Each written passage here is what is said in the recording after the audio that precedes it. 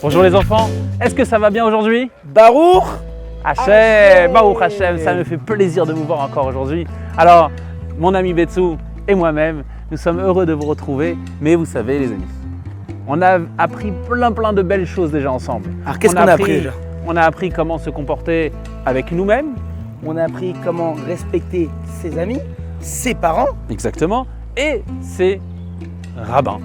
Tout le monde, on a tout appris. Maintenant, il y a une chose qu'on n'a pas appris. Respecter les animaux. Justement, aujourd'hui, nous sommes venus devant un petit lac où il y a des petits canards, où il y a plein de belles choses, la nature. Vous savez, les animaux, il faut faire très attention. Parce que je vais vous raconter une histoire qui s'est passée dans le Beth Amikdash. Lorsque Hachem a demandé à Moïse, Moshe Rabbeinu, de construire le Beth Amikdash, qu'est-ce qui s'est passé?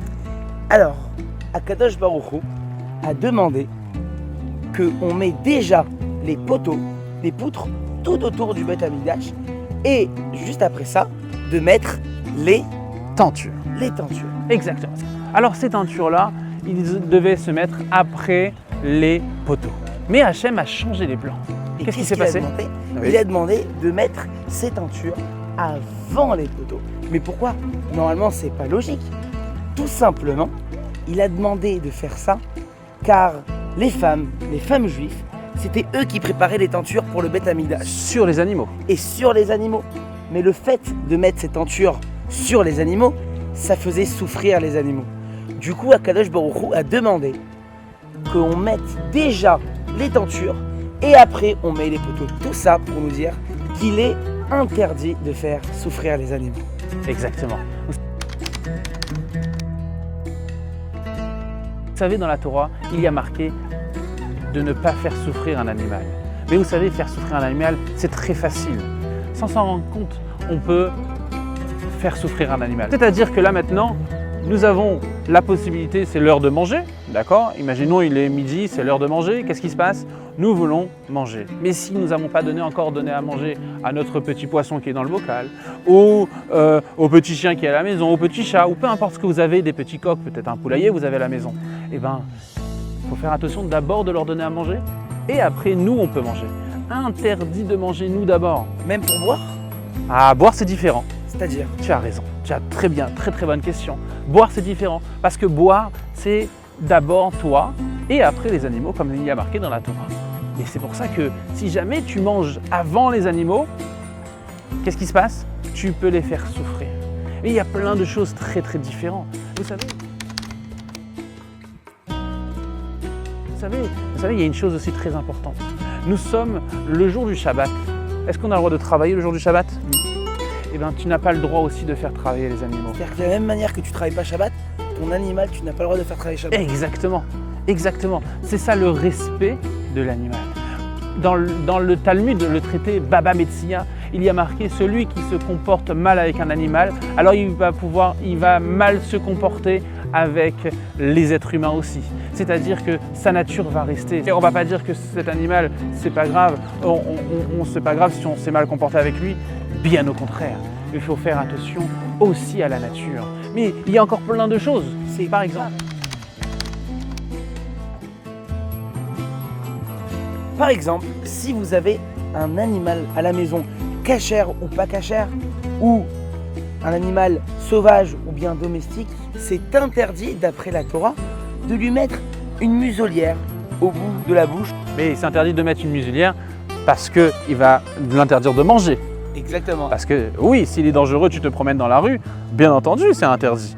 Mais si c'est pour le laisser manger et l'interdire de manger avec une muselière, donc il aura l'interdiction de manger, alors dans ce cas-là, bien sûr, c'est interdit. Même verbalement, vous savez, même si c'est pas physique, si on lui met pas quelque chose physique, mais on lui explique qu'il n'a pas le droit de manger, alors même ça, c'est interdit de faire du mal à son animal. Ça, il y a plein de choses extraordinaires. Vous savez, l'animal, on n'a pas le droit de le faire souffrir. Par exemple, vous savez, les animaux, on les mange. Vous mangez du bœuf, de la viande, du poulet, vous les mangez. Et alors, avant de les manger, qu'est-ce qu'on fait? On fait la bracha, la bénédiction. Oui, mais avant de les manger, pour qu'ils soient dans l'assiette, avant ça, qu'est-ce qui On se les passe? fait cuire, Et avant de les cuire? on les achète. Et avant de les acheter? On fait la shrita. Bravo. C'est-à-dire quoi? C'est quoi la shrita? C'est l'abattage rituel. Oui, mais comment ça se passe? Et si on le tue, un animal, en faisant la shrita, on le tue? Mais Et qu'est-ce ça le qu'a fait la souffrir? Torah? La Torah a fait en sorte que quand on fait la shrita aux animaux, on prend déjà un couteau spécial. Oui. Pas un couteau avec des dents, pas un couteau avec des petits trous, mais un couteau tout lisse, avec une lame toute lisse, pour que quand on fait la shrita à cet animal, il ne sente rien. C'est-à-dire que Oui, mais même... il est quand même mort. Oui, Alors, mais c'est-à-dire que même au moment où on va l'abattre, il ne faut pas le faire souffrir. Il faut qu'il parte en douceur. Et juste après la shrita, juste après qu'on fasse la shrita aux animaux, oui. et qu'il y a un peu de sang qui a coulé, on Même doit- beaucoup de sang. même beaucoup de sang, Alors, on doit prendre de la poussière et de mettre sur le sang. Et pourquoi on fait ça? Tout simplement pour pas que l'animal a honte de mais son quoi, on sang. fait ça comme ça, on recouvre directement? Non, Ah, tu dois prendre le sable d'accord. ou de la poussière Ou de la terre, ou de la d'accord. terre et tu dis la bracha. Baruch ata Hashem Elokeinu melech olam asher kideshanu bemitzvota betzivanu al kisui dam beafar. Excellent. Et là, on tu peut recouvrir. Mais pourquoi on fait ça? Pour ne pas que l'animal a honte de son sang. Justement, comme ça, pour ne pas faire honte à Tout l'animal. ça pour respecter l'animal. C'est magnifique. C'est excellent. Les enfants, il y a aussi une chose très importante à savoir. Vous savez, regardez derrière moi, on a un très très beau cheval. On a quelques chiens qui est juste à côté de moi. Mais vous savez, à l'époque, on avait besoin des animaux pour labourer la terre par exemple. Comment on faisait? On attelait deux animaux, donc soit un cheval, soit deux chevaux, soit avec des taureaux, vaches, des taureaux. avec... on avait plusieurs sortes d'animaux, de races d'animaux. Mais les amis, vous savez, si jamais on mettait par exemple un cheval avec un taureau pour labourer la terre, c'était interdit. Pourquoi c'est interdit? Parce que c'est très simple. Parce que un, il est plus fort que l'autre. Alors peut-être il y en a un qui est plus rapide, mais si il est plus fort, l'autre il va se fatiguer et ça va être très difficile, ça va le faire souffrir. Donc justement, là vous avez ici un très très beau cheval. Alors j'aurais aimé vous faire monter dessus, j'aurais aimé, mais là par la vidéo, ça va être un petit peu difficile. Mais moi, je peux faire un petit tour? Avec grand plaisir. C'est parti. Si je vous pose la question les enfants, est-ce qu'on aurait le droit de monter sur le cheval? Ça va le faire souffrir. Alors comme vous voyez, le cheval n'est plus là, il a dû partir. Mais la réponse, est-ce que vous la connaissez? Le cheval, si je monte dessus, ça ne le fait pas souffrir. Pourquoi? Si je monte sur le chien, ça le fait souffrir? Oui. Le cheval, non. Pourquoi? Tout simplement, Oui. car le cheval est fait exprès pour ça. Un cheval, on prend pour faire de la balade, pour travailler avec. Mais un chien, ce n'est pas pour monter dessus. Du coup, si vous montez sur un cheval, vous ne le faites pas souffrir. Mais un chien, oui. Exactement.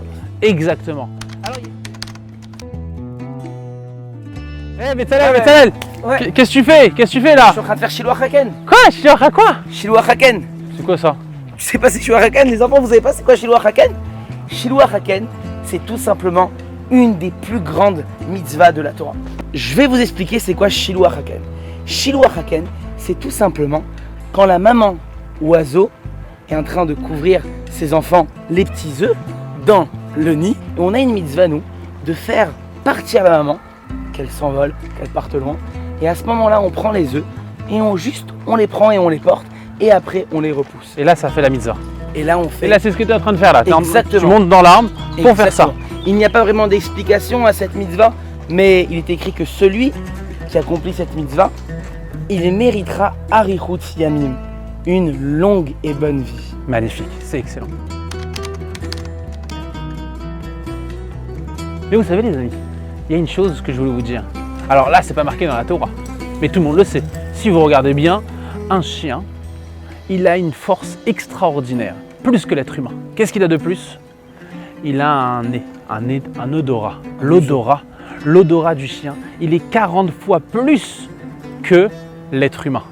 Vous imaginez, je peux sentir quelque chose de très très loin Je sais exactement qu'est-ce qui se passe tout au fond. Les chiens, ils ont cet odorat-là qui est excellent. Vous savez, souvent vous voyez la police avec des chiens. Pourquoi?